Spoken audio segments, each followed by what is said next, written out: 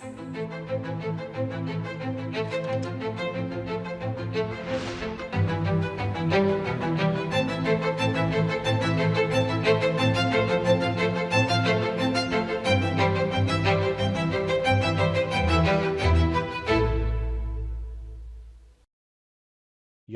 நாட்டு மக்களே, வணக்கம்.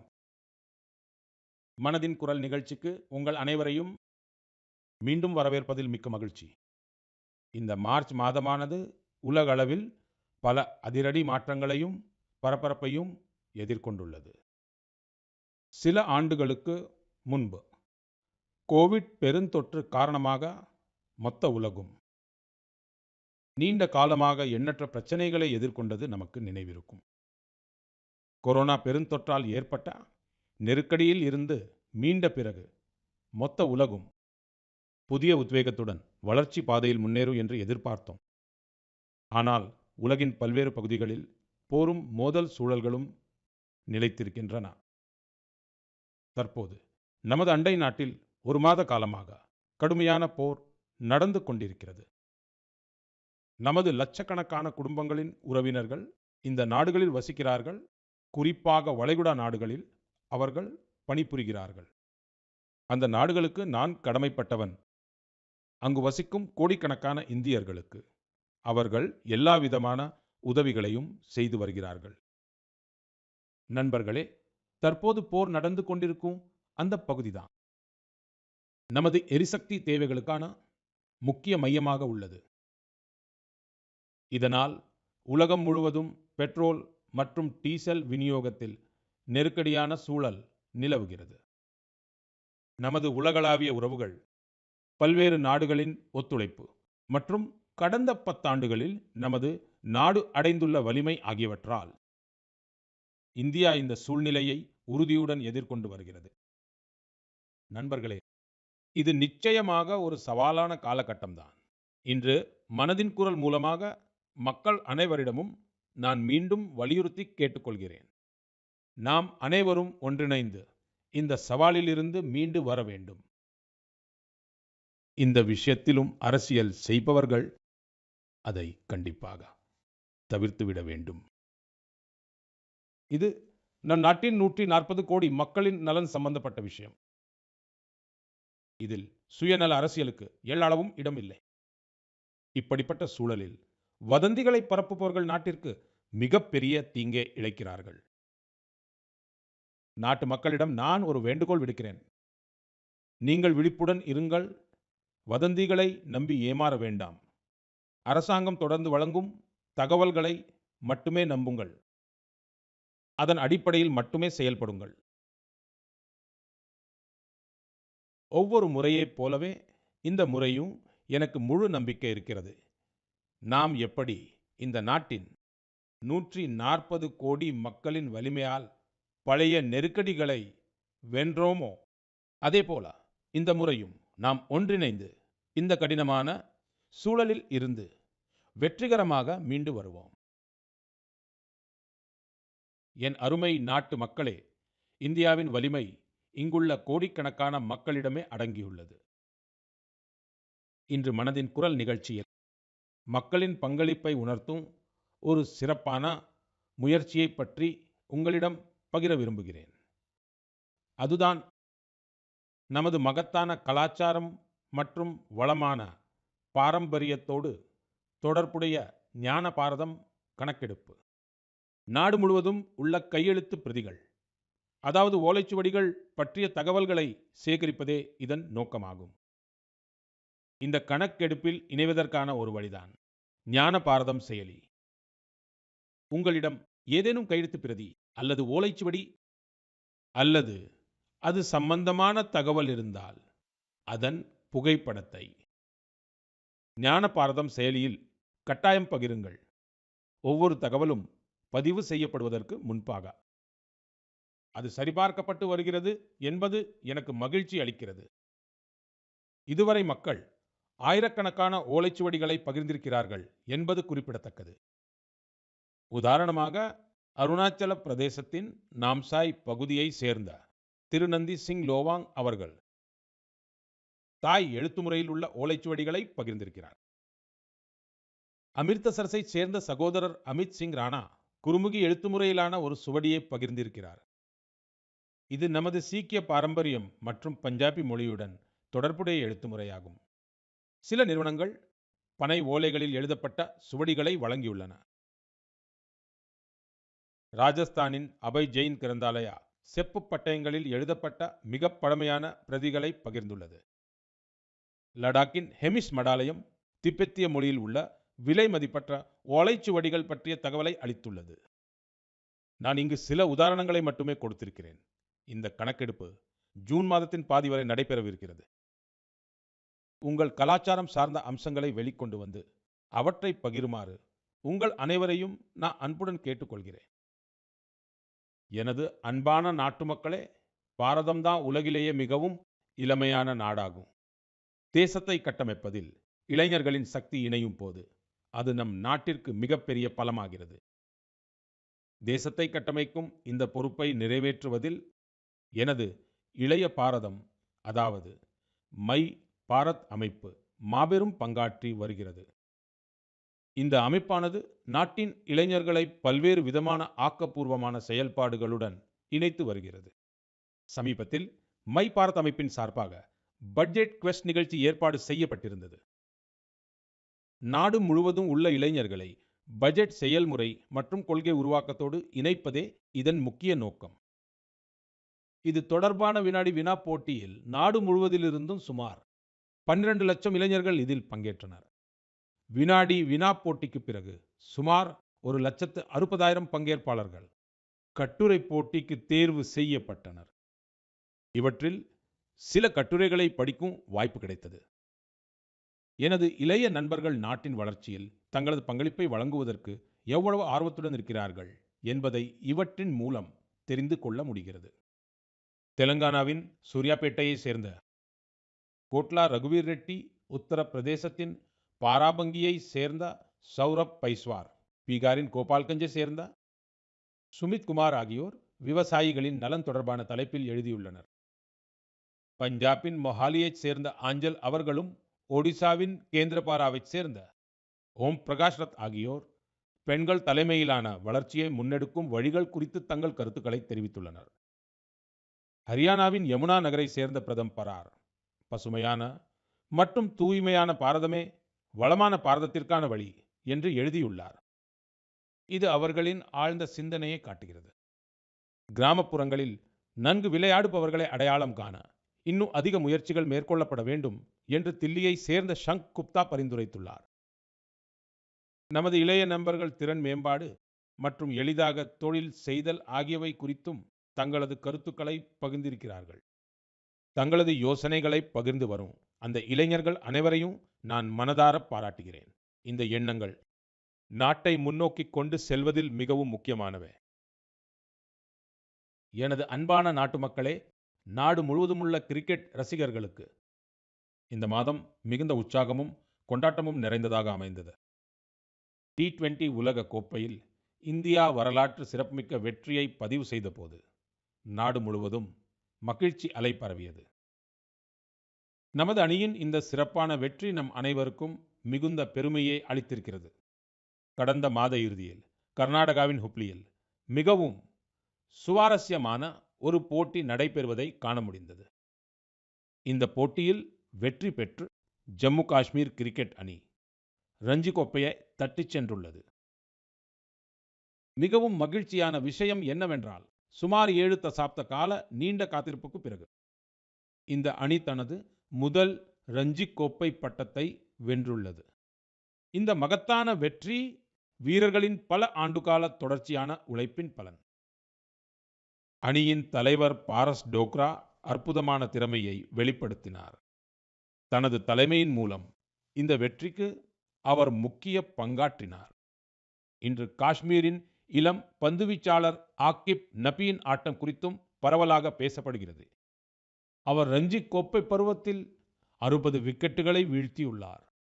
இந்த வெற்றியால் அணி வீரர்கள், பயிற்சியாளர்கள் மட்டுமின்றி ஜம்மு காஷ்மீர் மக்களும் மிகுந்த உற்சாகமும் மகிழ்ச்சியும் அடைந்துள்ளனர். கிரிக்கெட் களத்தில் இந்த சிறப்பான செயல்பாட்டிற்கு பிறகு அங்குள்ள இளைஞர்களிடையே விளையாட்டின் மீதான ஆர்வம் மேலும் அதிகரித்துள்ளது.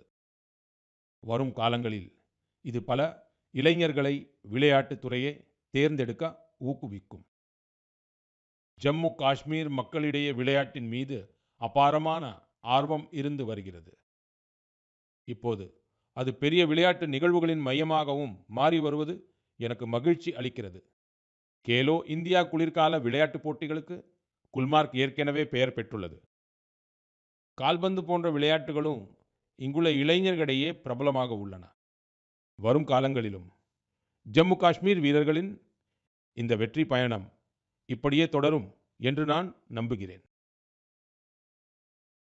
என் அருமை நாட்டு மக்களே, நான் அடிக்கடி சொல்வதுண்டு, விளையாடுபவர்களே மிளிர்வார்கள். முன்பு அவ்வளவாக பிரபலமாக இல்லாத விளையாட்டுகளையும் நமது இளைஞர்கள் இப்போது ஆர்வத்துடன் ஏற்பதை பார்க்க எனக்கு மகிழ்ச்சியாக இருக்கிறது. உத்தரப்பிரதேசத்தை சேர்ந்த திறமையான தடகள வீரர் குல்வீர் சிங் அப்படிப்பட்ட ஒரு விளையாட்டில் அற்புதத்தை செய்துள்ளார். சில வாரங்களுக்கு முன்பு நடைபெற்ற நியூயார்க் நகர அரை மாரத்தானில் 3வது இடத்தை பிடித்து அவர் வரலாறு படைத்தார். 1 மணி நேரத்திற்கும் குறைவான நேரத்தில் அரை மாரத்தானை நிறைவு செய்த முதல் இந்திய தடகள வீரர் என்ற பெருமையை பெற்றார். ஸ்குவாஷ் வீராங்கனை Anahat Singh squash on fire open போட்டியின் பெரிய சர்வதேச பட்டத்தை தனதாக்கிக் கொண்டார். வெறும் 17 வயதில் அவர் இந்த வெற்றியை பெற்றார்.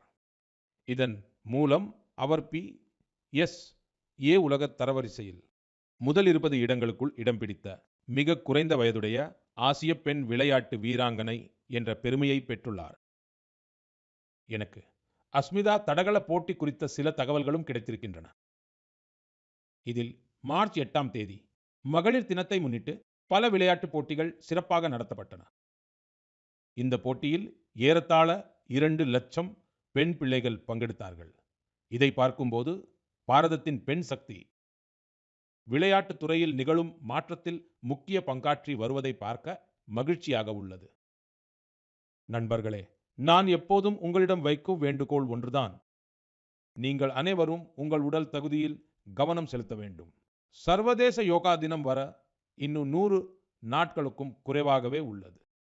உலகம் முழுவதும் யோகாவின் மீதான ஈர்ப்பு தொடர்ந்து அதிகரித்து வருகிறது. ஆப்பிரிக்கா கண்டத்தில் உள்ள ஜிபூட்டி நாட்டில் அல்மிஸ் அவர்கள் தனது அரவிந்த் யோகா மையம் மூலமாக யோகாவை ஊக்குவித்து வருகிறார். அவர் அங்குள்ள பல்வேறு இடங்களிலும் மக்களுக்கு யோகா கற்பிக்கிறார். உங்களில் பல பேர் இன்ஸ்டாகிராம் படைப்பாளரான யுவராஜ் துவாவின் ஒரு பதிவிற்கு நான் அளித்திருந்த பதில் குறித்து கருத்துக்களை தெரிவித்திருந்தீர்கள். அவர் தனது தந்தை சர்க்கரை உட்கொள்வதை குறைத்து கொள்ளச் சொல்லுமாறு என்னிடம் கேட்டுக்கொண்டார். எனது வேண்டுகோள் அவரது தந்தையிடம் ஒரு நேர்மறையான தாக்கத்தை ஏற்படுத்தியுள்ளது என்பது எனக்கு மகிழ்ச்சி அளிக்கிறது. நீங்களும் சர்க்கரை உட்கொள்வதை குறைத்துக் கொள்ள வேண்டும் என்று உங்கள் அனைவரையும் நான் கேட்டுக்கொள்கிறேன். மேலும் நான் இதற்கு முன்பு கூறியிருப்பதைப் போல நாம் சமையல் எண்ணெயின் பயன்பாட்டிலும் 10% குறைக்க வேண்டும். இத்தகைய சிறிய சிறிய முயற்சிகளை மேற்கொள்வதன் மூலம் நீங்கள் உடல் பருமன் மற்றும் வாழ்க்கை முறை தொடர்பான நோய்களிலிருந்து விலகி இருக்க முடியும். என் அன்பான நாட்டு மக்களே, சித்திரமும் கைப்பழக்கம் செந்தமிழும் நாப்பழக்கம் என்ற ஒரு பழமொழி உண்டு. இதன் பொருள் என்னவென்றால், நாம் தொடர்ந்து பயிற்சி செய்யும் போது மென்மேலும் அதிக ஞானத்தையும் அறிவையும் பெற்றுக்கொண்டே இருப்போம். மக்களும் கூட அவர்களின் தீவிரமான பங்களிப்பு இருக்கும்போதுதான் மிகச் சிறப்பாக கற்றுக்கொள்கிறார்கள். பெங்களூருவில் கல்வியுடன் தொடர்புடைய ஒரு தனித்துவமான முயற்சி குறித்த தகவல் எனக்கு கிடைத்திருக்கிறது. அங்கு ஒரு குழு பிரயோக் கல்வியல் ஆராய்ச்சி நிறுவனத்தை நடத்தி வருகிறது. இந்த குழு ஆராய்ச்சி திட்டங்கள் மீது சிறப்பு கவனம் செலுத்துகிறது. இந்த குழு பள்ளி அளவில் அறிவியல் கல்வியை பிரபலப்படுத்துவதில் ஈடுபட்டுள்ளது. அவர்கள் அன்வேஷன் என்ற பெயரில் ஒரு சோதனையை செய்திருக்கிறார்கள். இதன் வாயிலாக 9ஆம் வகுப்பு முதல் 12ஆம் வகுப்பு வரையிலான மாணவர்களுக்கு வேதியியல், புவி அறிவியல், ஆரோக்கியம் போன்ற துறைகளில் புதுமைகளை படைக்க வாய்ப்பு கிடைக்கிறது. இதன் மூலம் மாணவர்களுக்கு ஆராய்ச்சியில் சிறந்த அனுபவம் கிடைக்கிறது. அதனுடன் கூடவே தங்கள் திட்டங்களை வெளியிடுவதற்கான ஒரு சிறந்த தளமும் கிடைக்கிறது. நண்பர்களே, தேர்வு குறித்த கலந்துரையாடலின் போது சில மாணவர்கள் தாங்கள் அறிவியல் படிக்க விரும்புவதாக என்னிடம் தெரிவித்தார்கள். ஆனால் அவர்களுக்கு அது குறித்து பயமும் இருக்கிறது. இது தொடர்பாக பிரயோக் குழுவின் முயற்சி மிகவும் பாராட்டத்தக்கது. இந்த முன்முயற்சி மாணவர்களை அறிவியலுடன் இணைத்துக் கொள்ள, மேலும் நடைமுறையில் எதையாவது செய்து காட்டுவதற்கான ஒரு வாய்ப்பை அளிக்கிறது. நாம் ஒரு விஷயத்தை நாமே செய்து பார்க்கும்போது, அப்போது நமக்கு இயல்பாகவே ஆர்வமும் அக்கறையும் பிறக்கிறது. யாருக்கு தெரியும், என்னுடைய இளம் நண்பர்களில் யாரேனும் ஒருவர் வருங்காலத்தின் மிக சிறந்த விஞ்ஞானியாக உருவெடுக்கலாம். நண்பர்களே, கல்வியின் வாயிலாக கடந்த காலத்தை பாதுகாத்து எதிர்காலத்திற்கு தயார்படுத்தும் ஒரு முயற்சி நாகா சமூகத்தினராலும் முன்னெடுக்கப்பட்டு வருகிறது. இந்த சமூக மக்கள் தங்கள் பழங்குடியின மரபுகளுக்கு மிகுந்த மரியாதை அளிக்கிறார்கள். அவர்கள் இதில் பெருமை கொள்வதோடு அதே சமயம் தங்களுடைய அணுகுமுறையே நவீனமாகவும் வைத்திருக்கிறார்கள். நாகா பழங்குடியினர் இடையே மோரும் கற்றலின் பாரம்பரியமான அமைப்பு முறை இருந்தது. இதில் மூத்த குடிமக்கள் தங்கள் அனுபவங்களில் இருந்து இளைஞர்களுக்கு பாரம்பரிய அறிவு, வரலாறு மற்றும் வாழ்க்கை திறன் பற்றி கூறுவார்கள். காலப்போக்கில் இந்த அமைப்பு முறையானது இப்போது மோரும் கல்வி என்ற ஒரு கருத்தாக மாறியிருக்கிறது. இதன் வாயிலாக குழந்தைகளிடையே கணிதம், அறிவியல் போன்ற பாடங்களில் ஆர்வம் ஊட்டப்படுகிறது. இதில் சமூகத்தில் உள்ள பெரியவர்கள் அவர்களுக்கு கதைகள், நாட்டுப்புற பாடல்கள் மற்றும் பாரம்பரிய விளையாட்டுகளுடன் வாழ்க்கை திறன்களை கற்பிக்கிறார்கள். இவ்வாறாக நமது நாகாலாந்து தனது கலாச்சார பாரம்பரியத்தை பாதுகாத்து குழந்தைகளின் கல்வியை முன்னோக்கி கொண்டு செல்கிறது. உங்களுக்கும் உங்கள் பகுதியில் இதுபோன்ற முயற்சிகள் பற்றி தெரிய வந்தால் என்னுடன் கண்டிப்பாக பகிர்ந்து கொள்ளுங்கள். என் அன்பான நாட்டு மக்களே, தேசத்தின் பல பகுதிகளில் கோடைக்காலமானது தொடங்கி இருக்கிறது. அதாவது இந்த நேரமானது நீர் பாதுகாப்பு குறித்த நமது உறுதிமொழியை மீண்டும் நினைவுபடுத்தும் நேரம். கடந்த 11 ஆண்டுகளில் நீர் சேகரிப்பு இயக்கம் மக்களுக்கு விழிப்புணர்வை ஏற்படுத்தியுள்ளது. இந்த இயக்கத்தின் கீழ் நாடு முழுவதும் சுமார் 50 லட்சம் செயற்கை நீர் சேகரிப்பு அமைப்புகள் உருவாக்கப்பட்டிருக்கின்றன. இப்போது தண்ணீர் பற்றாக்குறையை சமாளிக்க கிராமங்கள் தோறும் சமூக அளவில் முயற்சிகள் மேற்கொள்ளப்பட்டு வருவதைக் கண்டு மிகவும் மகிழ்ச்சி அடைகிறேன். ஓரிடத்தில் பழைய குளங்கள் தூர்வாரப்படுகின்றன. ஓரிடத்தில் மழைநீரை சேமிப்பதற்கான முயற்சிகள் மேற்கொள்ளப்படுகின்றன. அம்ரித் சரோவர் இயக்கத்தின் கீழும் நாடு முழுவதும் சுமார் 70,000 அம்ரித் சரோவர்கள் இப்போது உருவாக்கப்பட்டுள்ளன. மழைக்காலம் வருவதற்கு முன்பாகவே இந்த நீர்நிலைகளை தூய்மைப்படுத்தும் பணிகளும் கூட தொடங்கிவிட்டன. இன்று நான் உங்களுடன் சில ஊக்கமளிக்கும் உதாரணங்களை பகிர விரும்புகிறேன். மக்கள் பங்களிப்பால் நீர் பாதுகாப்பு பணி என்பது எவ்வளவு விரிவானதாக ஆகிவிடுகிறது என்பதை இந்த உதாரணங்கள் தெளிவாக உணர்த்துகின்றன. நண்பர்களே, திரிபுராவின் ஜம்புய் மலை பகுதிகளில் அமைந்துள்ள வாக்முன் கிராமமானது சுமார் 3000 அடி உயரத்தில் அமைந்திருக்கிறது. இந்த கிராமமானது மிக கடுமையான தண்ணீர் தட்டுப்பாட்டை எதிர்கொண்டது. குறிப்பாக கோடை காலங்களில் கிராம மக்கள் தண்ணீருக்காக நீண்ட தூரம் பயணம் செய்ய வேண்டியிருந்தது. இறுதியாக கிராமத்து மக்கள் மழையின் ஒவ்வொரு துளியையும் சேமிக்க வேண்டும் என்று முடிவெடுத்தார்கள். இன்று வாக்முன் கிராமத்தில் ஏறக்குறைய ஒவ்வொரு வீட்டிலும் கூரை மழைநீர் சேகரிப்பு அமைப்பானது நிறுவப்பட்டிருக்கிறது. ஒரு காலத்தில் தண்ணீர் பற்றாக்குறையால் தவித்துக் கொண்டிருந்த அந்த கிராமம் இன்று நீர் பாதுகாப்புக்கு ஒரு ஊக்கமளிக்கும் முன்னுதாரணமாக மாறியுள்ளது. நண்பர்களே, இதேபோல சத்தீஸ்கர் மாநிலத்தின் கோரியா மாவட்டத்திலும் கூட ஒரு தனித்துவமான முயற்சி காண கிடைத்தது. இங்குள்ள விவசாயிகள் எளிமையான ஆனால் பெரிய தாக்கத்தை ஏற்படுத்தக்கூடிய யோசனையை செயல்படுத்தினார்கள். இங்குள்ள விவசாயிகள் தங்களுடைய வயல்களில் சிறிய சிறிய நீர் செறிவூட்டு குளங்களை அமைத்தார்கள். மேலும் உறிஞ்சு குழிகளையும் அமைத்தார்கள். இதன் காரணமாக மழைநீரானது வயல்களிலேயே தேங்கத் தொடங்கியது. மெதுவாக அது நிலத்திற்குள் செல்லத் தொடங்கியது. இன்று இப்பகுதியில் 1200க்கும் மேற்பட்ட விவசாயிகள் இந்த மாதிரியை பின்பற்றுகின்றனர். இதனால் கிராமத்தின் நிலத்தடி நீர் மட்டம் மேம்பட்டுள்ளது.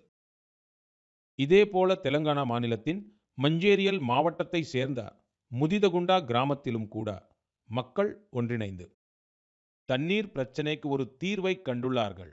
கிராமத்தின் 400 குடும்பத்தினர் தங்கள் வீடுகளில் உறிஞ்சு குழிகளை அமைத்து நீர் பாதுகாப்பு என்பதை ஒரு மக்கள் இயக்கமாகவே மாற்றியிருக்கிறார்கள். இதன் காரணமாக கிராமத்தின் நிலத்தடி நீர் மட்டமானது மேம்பட்டிருக்கிறது.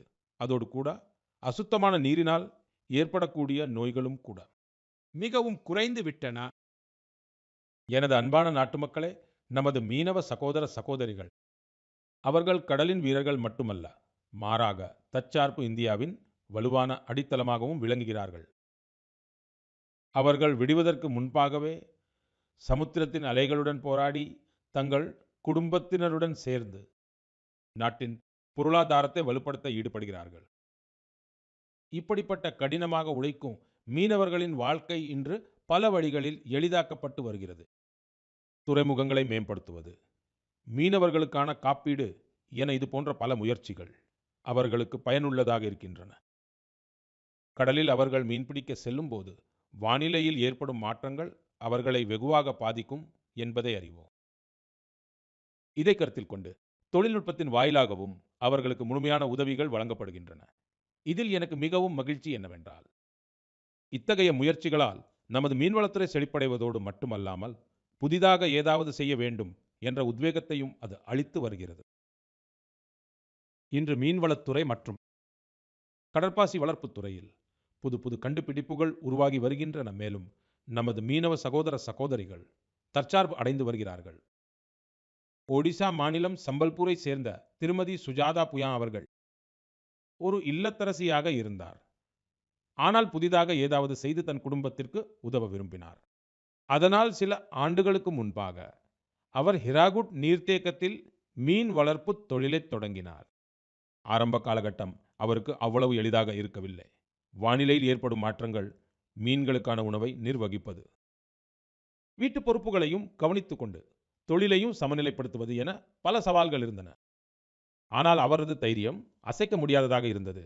2-3 ஆண்டுகளில் அவர் தனது தொடர் முயற்சியின் மூலம் அதனை செழிப்பான தொழிலாக மாற்றிவிட்டார். இன்று அவரது வெற்றியானது அந்த சமூகத்தை சேர்ந்த பெண்களுக்கு புது நம்பிக்கையை ஊட்டுகிறது. நண்பர்களே, லட்சத்தீவில் மினிகாய் தீவை சேர்ந்த ஹவா குல்ஜார் அவர்களின் கதை நமது தாய்மார்கள் மற்றும் சகோதரிகளின் அற்புதமான உறுதிப்பாட்டை நம் கண்முன் கொண்டு வந்து நிறுத்துகிறது. அவர் மீன் பதப்படுத்தும் பிரிவை நடத்தி வந்தார். தன்னிடம் ஒரு நல்ல குளிர்பதன கிடங்கு இருந்தால் தன்னால் இன்னும் சிறப்பாக செயல்பட முடியும் என்று அவர் உறுதியாக எண்ணினார். அதனால் அவர் ஒரு குளிர்பதன கிடங்கை அமைக்க முடிவு செய்தார். இன்று அதுவே அவரது பலமாக மாறியுள்ளது. இப்போது சிறப்பாக திட்டமிட்டு சிறப்பாக வர்த்தகம் செய்கிறார். நண்பர்களே, இன்று நாடு முழுவதும் ஊக்கமளிக்கும் வகையிலான இது போன்ற பல முயற்சிகள் தொடர்ந்து மேற்கொள்ளப்பட்டு வருகின்றன. பெலகாவியை சேர்ந்த சிவலிங்க சத்தப்பா ஹுத்தார் பாரம்பரிய விவசாயத்தில் இருந்து மாறுபட்ட பாதையை தேர்ந்தெடுத்தார். இதற்காக அவர் ஒரு பண்ணை குட்டையை உருவாக்கினார். தகுந்த பயிற்சி பெற்று இப்போது தனது குட்டையிலிருந்து மீன்களை விற்பனை செய்வதன் மூலம் கணிசமான வருமானம் ஈட்டி வருகிறார். அதே சமயம் கடற்பாசியின் தேவையை கருத்தில் கொண்டு பலர் கடற்பாசி வளர்ப்பையும் கையில் எடுத்துள்ளனர். இதனால் அவர்கள் பெரும் பயனடைகிறார்கள். நான் மீண்டும் மீன்வளத்துறையுடன் தொடர்புடைய அனைவரையும் பாராட்டுகிறேன். நமது பொருளாதாரத்தை வலுப்படுத்துவதற்காக அவர்களுடைய இந்த முயற்சி மிகவும் பாராட்டத்தக்கதாகும். எனது அன்பார்ந்த நாட்டு மக்களே, எப்போது சமூகம் தானாக முன்வருகிறதோ அப்போது சிறிய சிறிய முயற்சிகள் கூட பெரிய மாற்றங்களுக்கு அடித்தளமாக அமைந்து விடுகின்றன. நமது நாட்டின் பல்வேறு பகுதிகளில் இதை நமக்கு கற்பிக்கும் வகையிலான பல உதாரணங்கள் வெளிவந்த வண்ணம் இருக்கின்றன. சமீபத்தில் உத்தரப்பிரதேசத்தின் வாரணாசியில் ஒரு மிகவும் ஊக்கமளிக்கும் முயற்சி காணப்பட்டது. அங்கு ஒரே ஒரு மணி நேரத்தில் 2,51,000க்கும் அதிகமான மரக்கன்றுகள் நடப்பட்டு புதிய கின்னஸ் உலக சாதனையானது படைக்கப்பட்டது. இந்த முயற்சியின் மிக முக்கியமான சிறப்பம்சம் என்னவென்றால், இதில் ஆயிரக்கணக்கான மக்கள் ஒன்றாக இணைந்திருந்தனர். மாணவர்கள், வீரர்கள், தன்னார்வ தொண்டு அமைப்புகள் மற்றும் பல்வேறு நிறுவனங்கள் என அனைவரும் ஒன்றிணைந்து இந்த மகத்தான செயலை சாத்தியமாக்கினர். இதே போன்ற மக்கள் பங்கேற்பை தாயின் பெயரில் ஒரு மரம் என்ற இயக்கத்தின் போதும் காண முடிகிறது. இந்த மாபெரும் இயக்கத்தின் கீழ் நாடு முழுவதும் கோடிக்கணக்கான மரக்கன்றுகள் நடப்பட்டிருக்கின்றன.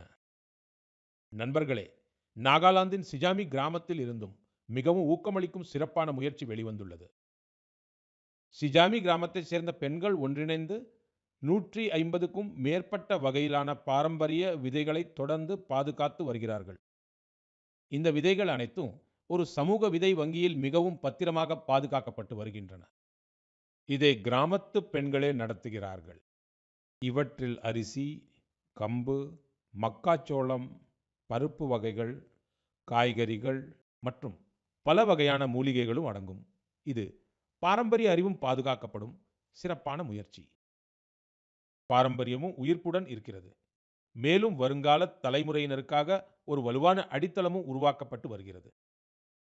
நண்பர்களே, இன்று இந்த உலகம் காலநிலை மாற்றம் போன்ற மிகப்பெரிய சவால்களை எதிர்கொள்ளும் போது தீர்வு என்பது எப்போதும் வெகு தொலைவில் இருப்பதில்லை என்பதை இத்தகைய முயற்சிகள் தெளிவாக உணர்த்துகின்றன.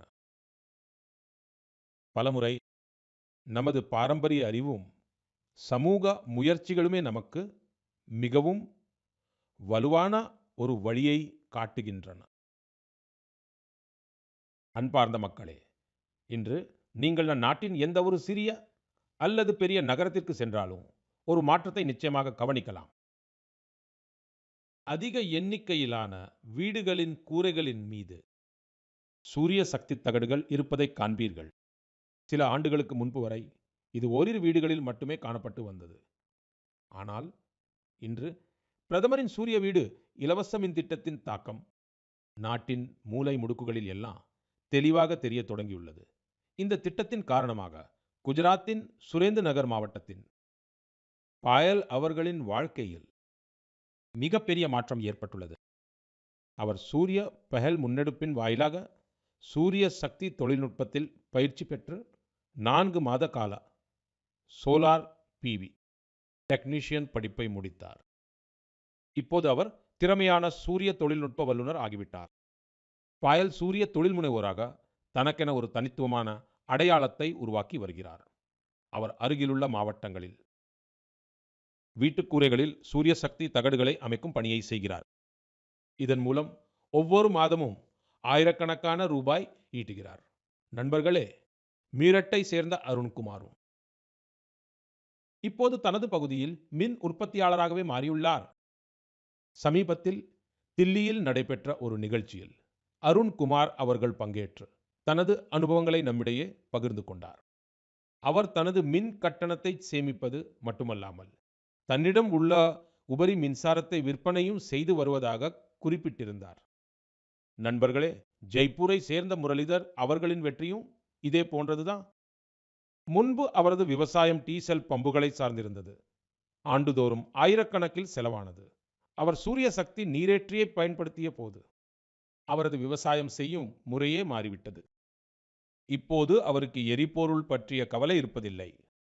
நீர்ப்பாசனம் சரியான நேரத்தில் நடைபெறுகிறது. அவரது ஆண்டு வருமானமும் அதிகரித்துள்ளது. மிக முக்கியமான விஷயம் என்னவென்றால், இப்போது அவரது குடும்பம் தூய்மையான ஆற்றலுடன் சிறந்த வாழ்க்கையை அனுபவிக்கிறார்கள்.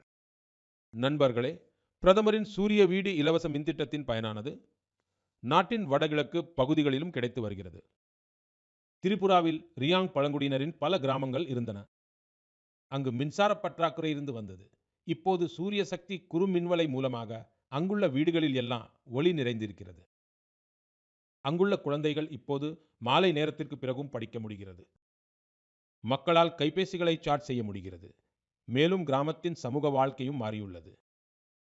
நண்பர்களே, நாட்டில் சூரிய ஆற்றல் புரட்சிக்கு இது போன்ற எண்ணற்ற உதாரணங்கள் இருக்கின்றன. நீங்களும் இந்த புரட்சியில் இணையுங்கள், மற்றவர்களையும் இதில் இணையச் செய்யுங்கள். அன்பார்ந்த மக்களே, மனதின் குரல் நிகழ்ச்சிக்காக ஒவ்வொரு மாதமும் நாட்டின் பல்வேறு பகுதிகளிலிருந்து ஏராளமான செய்திகள் வந்து சேர்கின்றன. இந்த செய்திகளின் வாயிலாக தொலைதூர பகுதிகளில் வசிக்கும் மக்கள் எவ்வளவு ஆர்வத்துடன் இந்த நிகழ்ச்சியை கேட்கிறார்கள் என்பது தெரிய வருகிறது. உங்கள் ஆலோசனைகளை படிக்கும்போது இது வெறும் ஒரு நிகழ்ச்சி மட்டுமல்ல, இது நம் அனைவரின் கூட்டு உரையாடலாக மாறியுள்ளது என்று உணர்கிறேன். உங்கள் கருத்துக்கள், உங்கள் அனுபவங்கள் இந்த நிகழ்ச்சியை தொடர்ந்து மேம்படுத்துவதற்கு உத்வேகம் அளிக்கின்றன. நீங்கள் உங்கள் சுற்றுப்புறத்தில் உள்ள எழுச்சியூட்டும் கதைகளை தொடர்ந்து பகிருங்கள். உங்களின் ஒரு சிறிய முயற்சி கூட மற்றொருவருடைய வாழ்க்கையில் ஒரு மிகப்பெரிய மாற்றத்தை ஏற்படுத்தக்கூடும். ஒருவருக்கு முன்னேற புதிய உத்வேகம் அளிக்கலாம். இதுதான் வானொலியின் உண்மையான சக்தி. இது நாட்டின் வெவ்வேறு மூலை முடுக்குகளில் இருக்கும் மக்களின் ஒரே சிந்தனை, ஒரே உணர்வு மற்றும் ஒரே நோக்கத்தை ஒன்றாக இணைக்கிறது. வேறு எழுச்சியூட்டும் நபர்களின் அனுபவங்களுடனும் முன்னேறி செல்வதற்கு புதிய ஆற்றலை அளிக்கக்கூடிய முயற்சிகளுடனும் அடுத்த மாதம் மீண்டும் சந்திப்போம். அதுவரை நீங்களும் உங்கள் குடும்பத்தினரும் நலமுடனும் ஆரோக்கியமுடனும் மகிழ்ச்சியாகவும் இருங்கள். அனைவருக்கும் மனமார்ந்த நன்றி.